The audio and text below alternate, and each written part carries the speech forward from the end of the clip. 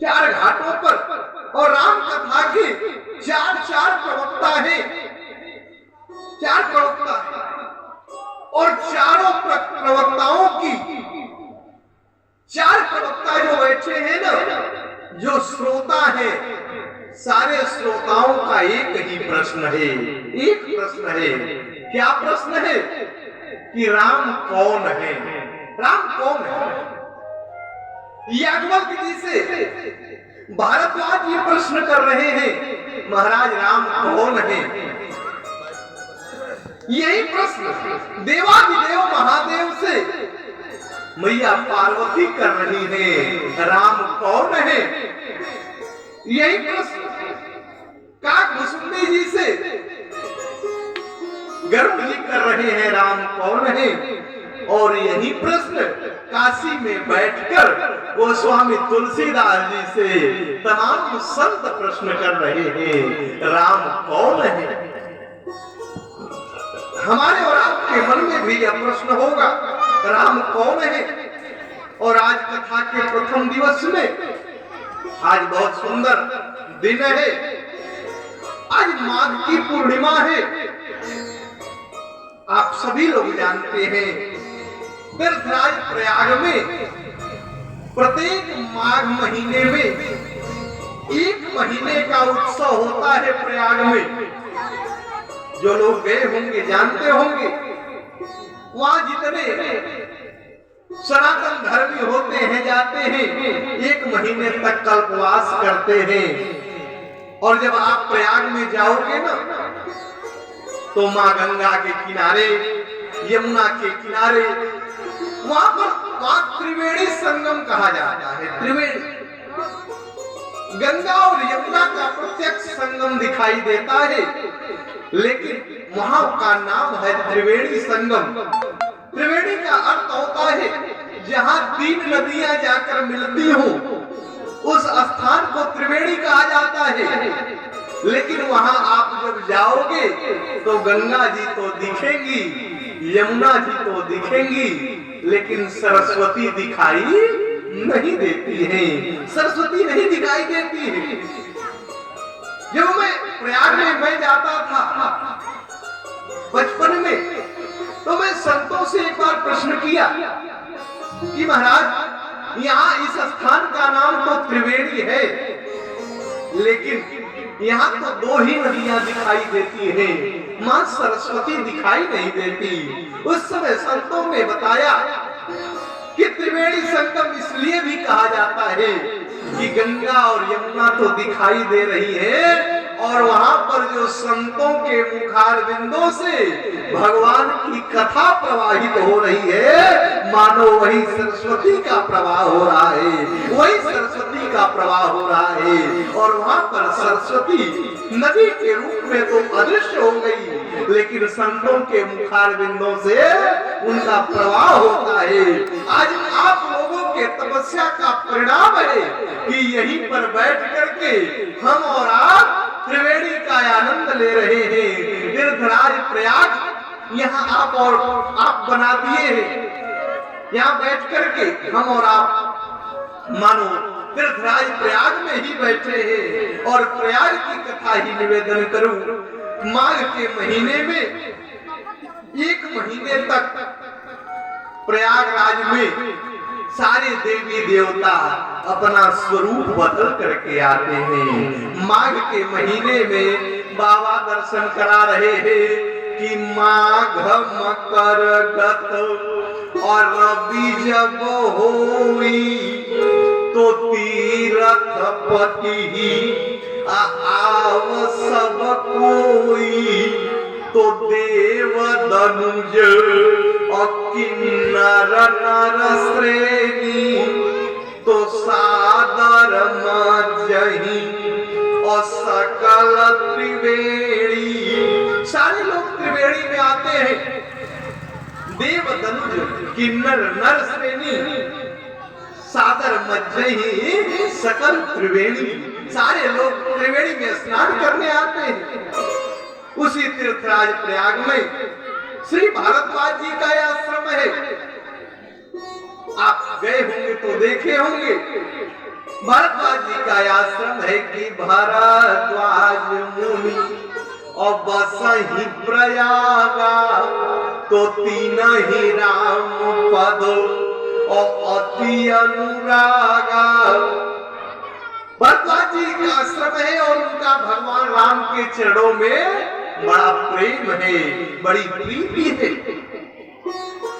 और वहीं पर श्री याज्ञवल्क्य जी महाराज कल्पवास करने के लिए आए, कल्पवास करने के लिए 1 महीने तक भारद्वाज जी के आश्रम में श्री याज्ञवल्क्य जी रहे और रह करके राम नाम मंत्र का जप किए हैं, राम नाम मंत्र का अनुष्ठान किए हैं। और धीरे धीरे जब 1 महीना बीतने को हुआ है, जैसे आज माघी पूर्णिमा है, आज माघ महीना पूर्ण हो रहा है, जब 1 महीना जब पूर्ण होने वाला है, तब याज्ञवल्क्य जी ने भारद्वाज जी से कहा है कि भारद्वाज, अब मैं चलना चाहता हूँ, अब मैं अपने आश्रम को जाना चाहता हूँ।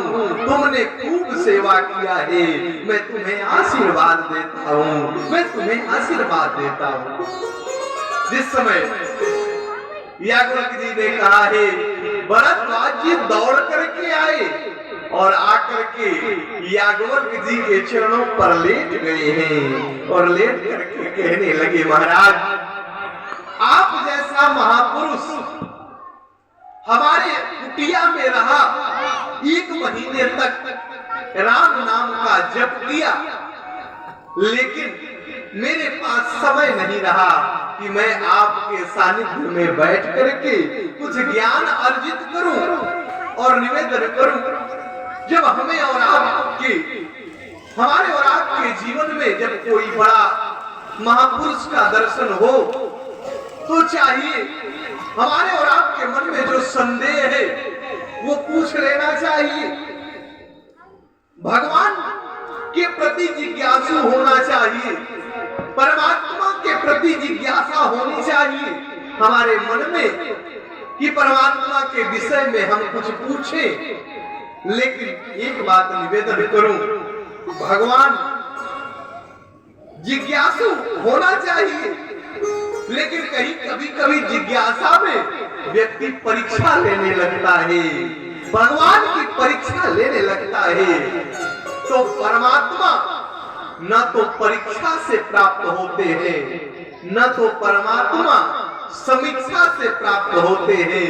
यदि भगवान को प्राप्त करना है तो हमें और आपको प्रतीक्षा करनी पड़ेगी। परमात्मा प्रतीक्षा से मिलते हैं, भगवान परीक्षा से नहीं मिलते। मैया सती ने भगवान श्री राम को पाना तो चाहा, लेकिन सती परीक्षा लेकर पाना चाहती है कि मैं परीक्षा लूंगी, ये राम है कि नहीं, ये ब्रह्म है कि नहीं। यानी सती परमात्मा का परीक्षा लेकर प्राप्त करना चाहती है। शूर्पणखा भगवान का समीक्षा करके प्राप्त करना चाहती है। शूर्पणखा जाकर के भगवान राम से कह रही है, तुम संपुरुष नमो समनारी। आगे की कथा में निवेदन करेंगे, संकेत करूं। शूर्पणखा भगवान का समीक्षा कर रही है, आपकी और हमारी जोड़ी बड़ी अच्छी होगी, यानी वो समीक्षा से प्राप्त करना चाहती है। लेकिन मैया सबरी न तो परीक्षा से प्राप्त करना चाहती है, न तो समीक्षा से प्राप्त करना चाहती है। मां सबरी प्रतीक्षा से प्राप्त करना चाहती है कि मैं अपने आश्रम में बैठ करके परमात्मा के पावन नाम का जप करूंगी, तो एक न एक दिन राम जरूर आएंगे, राम जरूर आएंगे। इस इंतजार में मैया बैठी है, यानी भगवान को प्रतीक्षा से प्राप्त करना चाहती है। तो परमात्मा हम और आप यदि प्रतीक्षा करेंगे तब ही परमात्मा मिलते हैं। और एक बात और निवेदन करूं, परमात्मा या तो घर पर मिलते हैं या तो घाट पर मिलते हैं। परमात्मा या तो घर पे मिलते हैं, नहीं तो घाट पर मिलते हैं। भगवान उसको नहीं मिलते जो न घर का है न घाट का है। इसलिए कहीं एक जगह का बन जाओ। भगवान राम यदि केवट को मिले तो घाट पर मिले, सबरी को मिले तो घर पर मिले, क्योंकि बाबा दर्शन करा रहे हैं कि सबरी दीख और राम गृह आए। सबरी ने देखा कि राम मेरे घर आए और केवट को घाट पर मिले। इसलिए या तो आप घर का बन जाओ, नहीं तो घाट का बन जाओ। और वैसे व्यक्ति को भगवान नहीं मिलते जो न घर का है न घाट का है। इसलिए आज याज्ञवल्क्य जी से भारद्वाज जी ने कहा, महाराज आप मेरे आश्रम में रहे, 1 महीने तक राम नाम का जप किए, लेकिन मेरे पास समय नहीं था कि मैं आपसे कोई प्रश्न करूं। मेरे मन में एक संदेह है, एक संदेह मेरे मन में है और मैं आपसे वो दूर करना चाहता हूं। याज्ञवल्क्य जी ने कहा, भरद्वाज बताओ तुम्हारे मन में क्या संदेह है।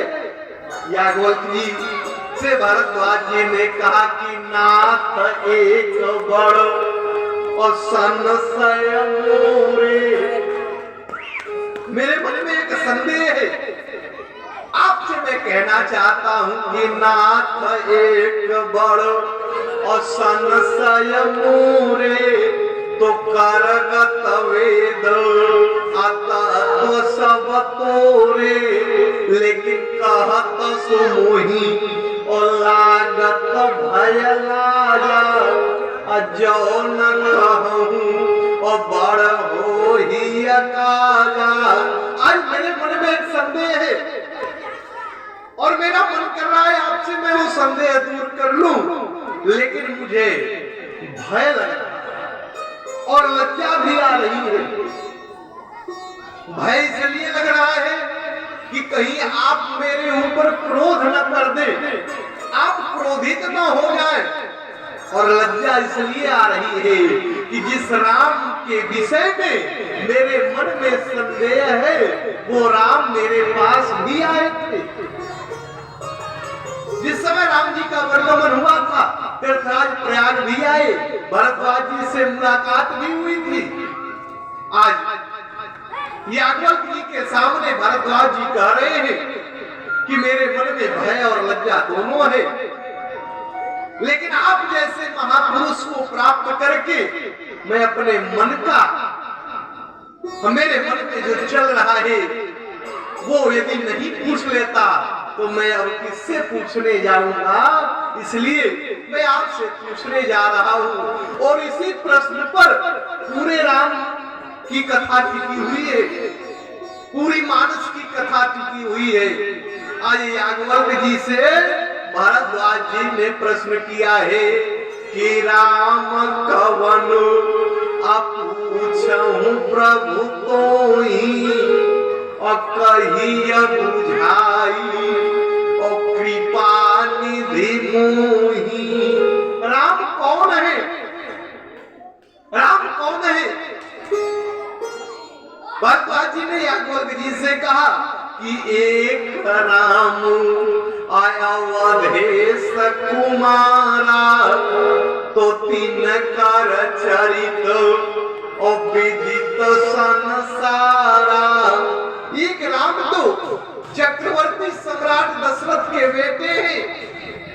एक राम वह भी है जिनको भगवान शंकर दिन रात जपा करते हैं कि तुम पुनि राम और राम दिन राती तो सादर जपहूं और अनंग राती। तो एक राम तो वह भी है जिनको भगवान शंकर दिन रात जपा करते हैं, और एक राम वह भी है जो चक्रवर्ती सम्राट दशरथ के बेटे हैं, और एक राम वह भी है जो पूरे ब्रह्मांड की रचना करते हैं, जिनके भ्रुकुटी टेढ़ी होने से पृथ्वी में प्रलय हो जाता है, भ्रुकुटी विलास श्रेष्ठ लय होई, एक राम वह भी है। आज याज्ञवल्क्य जी से भारद्वाज जी ने कहा कि ये क्या, ये जो सारे जो राम है वो एक ही है कि ये सारे राम अलग अलग हैं। आज भारद्वाज जी ने कहा कि ये जितने राम हैं ये एक ही हैं कि सारे राम अलग अलग हैं। जिस समय भारद्वाज जी ने कहा है तो याज्ञवल्क्य जी ने कहा, भारद्वाज आज जो तुमने प्रश्न किया है मैं समझ गया, तुम राम की कथा सुनना चाहते हो इसलिए ऐसा प्रश्न कर रहे हो। यद्यपि तुम जानते तो सब कुछ हो। जिस समय याज्ञवल्क्य जी ने कहा कि सुनना ही चाहूं और राम गुण गूढ़ा तो कीन्हे प्रश्न अमनहु यति मूढ़ा। तो तुम राम की कथा सुनना चाहते हो, राम के गुणानुवाद को सुनना चाहते हो, इसलिए तुम ऐसा प्रश्न कर रहे हो। यद्यपि तुम जानते तो सब कुछ हो। और निवेदन करूं, अच्छे श्रोता की यही पहचान है कि वो सब कुछ जानता है फिर भी उसी तन्मयता के साथ सुनता है, वही विशुद्ध श्रोता होता है।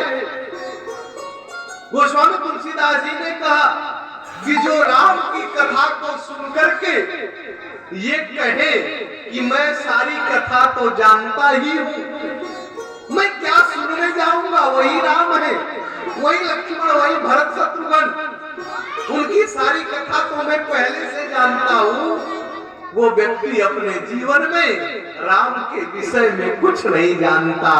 जिसके मन में यह भाव आ जाए कि मैं सब कुछ जानता हूं, वो कुछ नहीं जानता।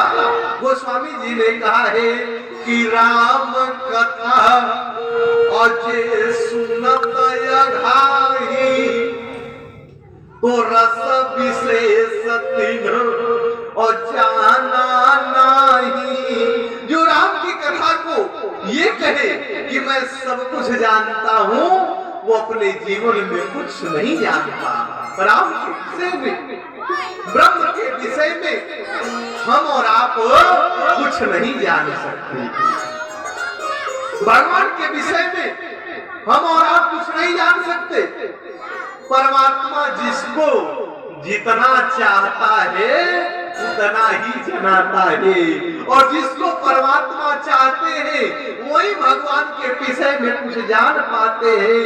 नहीं तो हमारा और आपका कोई पुरुषार्थ नहीं है जो परमात्मा के विषय में कुछ हम और आप कह सके, सुन सके।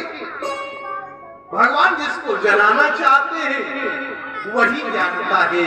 परमात्मा के विषय में राम जी की कथा 4 घाटों पर चल रही है। याज्ञवल्क्य जी भारद्वाज जी को कथा सुना रहे हैं और मां पार्वती को भगवान शंकर कथा सुना रहे हैं कैलाश पर।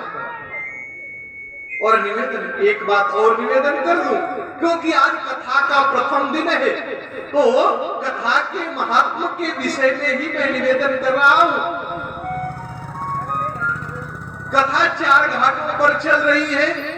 याज्ञवल्क्य जी भारद्वाज जी को सुना रहे हैं, मां पार्वती को भगवान शंकर कथा सुना रहे हैं, काकभुसुंडी जी गरुड़ जी को कथा सुना रहे हैं, और काशी में बैठ करके गोस्वामी तुलसीदास जी तमाम संतों को कथा सुना रहे हैं। आज भगवान शंकर कैलाश के शिखर पर बैठे हैं, कैलाश के प्राकृतिक सौंदर्य का दर्शन कर रहे हैं। मां पार्वती ने भगवान शंकर से प्रश्न किया है, और निवेदन कर दूं, चाहे राम कथा हो चाहे भागवत कथा हो, दोनों कथाओं के मूल प्रवक्ता भगवान शंकर ही है। दोनों कथा के मूल प्रवक्ता देवादिदेव महादेव ही है और कोई दूसरा नहीं है। क्योंकि जिस समय भागवत की कथा के विषय में निवेदन करूं,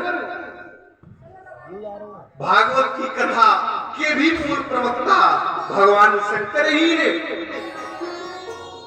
क्योंकि सुखदेव जी पृथ्वी पर आना नहीं चाहते हैं। सुखदेव जी ब्रह्मलोक में, विष्णु लोक में भगवान का भजन करते हैं, कीर्तन करते हैं। उस समय मैया राधा रानी ने कहा है कि सुखदेव जाओ और जाकर के धर्म का प्रचार प्रसार करो, पृथ्वी पर जाओ, भागवत धर्म का प्रचार करो। उस समय सुखदेव जी ने हाथ जोड़ करके कहा है राधा जी से कि मां मैं नहीं जाऊंगा। यदि मैं पृथ्वी पर जाऊंगा ना तो भगवान की माया बड़ी प्रबल है, मुझे लिप्त कर लेगी। मैं पृथ्वी पर जाने वाला नहीं हूं, मैं यहीं रह करके भगवत भजन करूंगा। सुखदेव जी पृथ्वी पर नहीं आना चाहते और भगवान की माया भी बड़ी प्रबल है। माया किसी को छोड़ने वाली नहीं है, माया किसी को नहीं छोड़ती।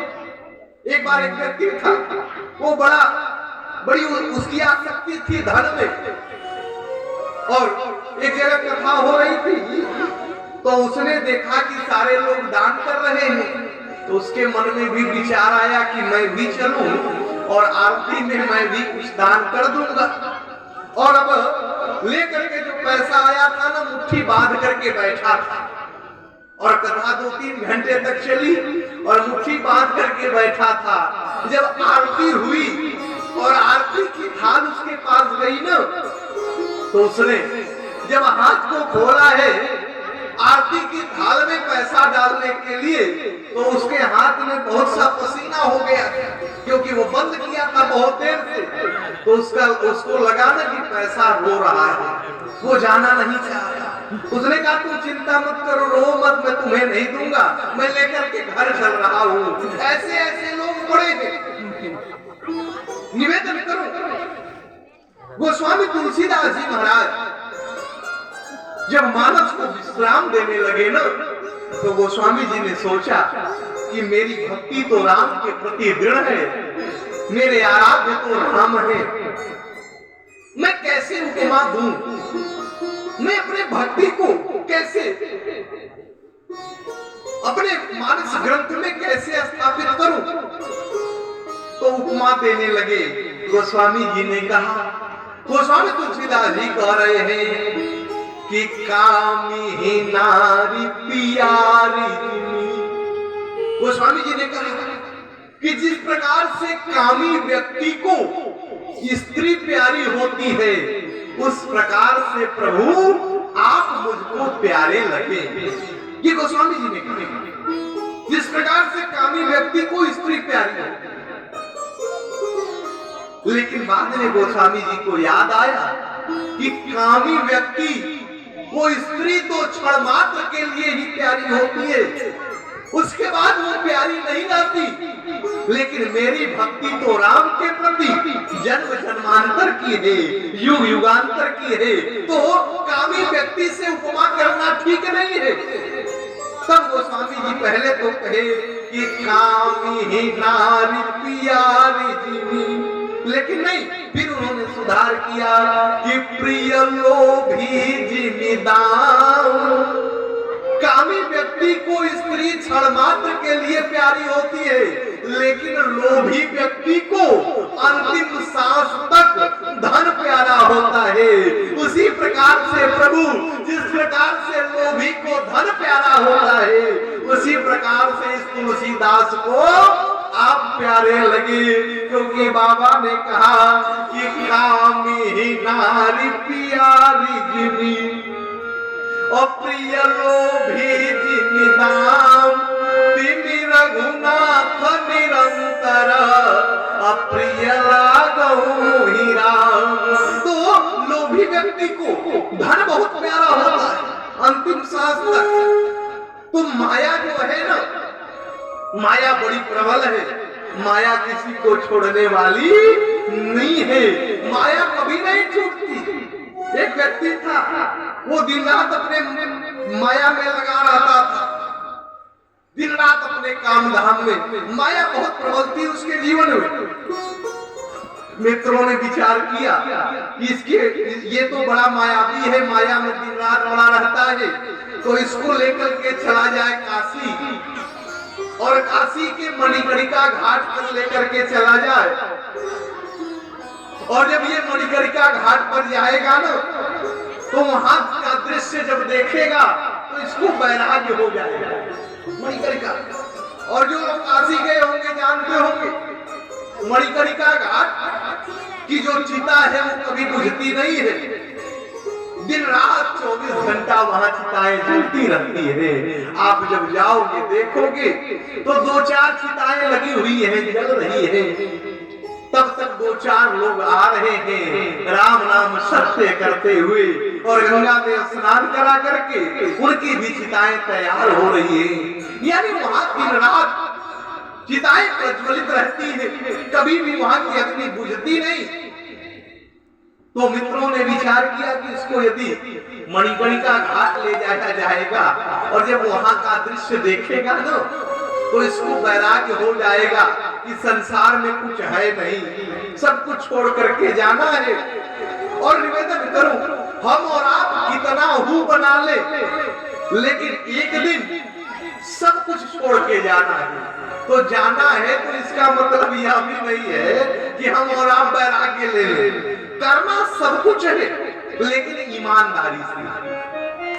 हम और आप खूब धन कमाए, आप खूब परिश्रम करो, अपने जीवन में खूब धन अर्जित करो, लेकिन परिश्रम से, ईमानदारी से। यदि ईमानदारी से धन हम कमाएंगे तो वो हमारे जीवन में मंगल करेगा, और यदि हम और आप ईमानदारी से धन नहीं कमाएंगे तो वो धन हमारे जीवन में अमंगल करेगा, हमारे जीवन का विनाश होगा, विनाश होगा। आज जब उन सबों ने अपने मित्र को लेकर के मणिकर्णिका घाट पे आए ना, तो वहां वो 3-4 घंटा रुका रहा। 3-4 घंटे तक वो देखता रहा, दिन रात वहां चिताएं जल रही है। और जब इस दृश्य को देखता रहा, जब 4-5 घंटा बीत गया, तो मित्रों ने विचार किया कि इसको तो अब वैराग्य हो गया होगा, ये 4 घंटे से देख रहा है लोग जल रहे हैं। तो समय मित्रों ने बुलाया है और बुला करके कहा कि चलो, वो चल देता है। मित्रों ने पूछा कि अच्छा तुम 4 घंटा यहाँ थे, तुम क्या देखे, कुछ तुम्हें वैराग्य हुआ? ये तुम्हें दिखा कि संसार की यही सच्चाई है, आना सब तो यही है। तो उसने क्या कहा कि हाँ हमने देखा। मित्रों ने पूछा क्या देखे?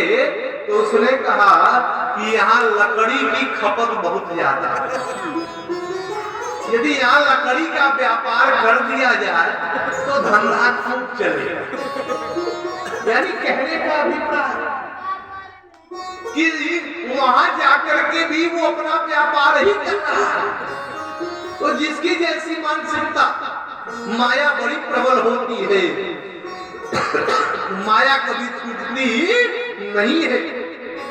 आज सुखदेव जी ने कहा मैया राधा से कि मैं नहीं जाऊंगा, यदि जाऊंगा तो विष्णु भगवान की माया हमें लिप्त कर लेगी, माया मुझे जकड़ लेगी।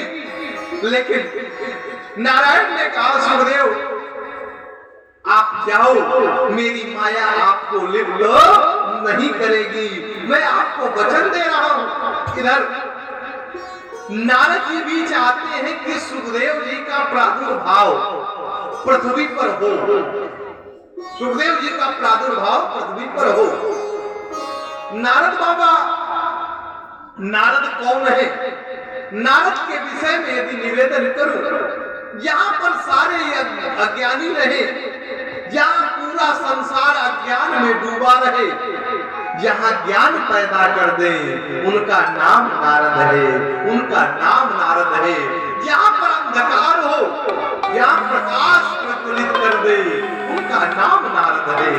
लेकिन नारद जी की एक खासियत और है, जहां झगड़ा न होता हो वहां प्रारंभ करा दे, उनका भी नाम नारद है। जहां झगड़ा न होता वहां भी झगड़ा प्रारंभ करा दे,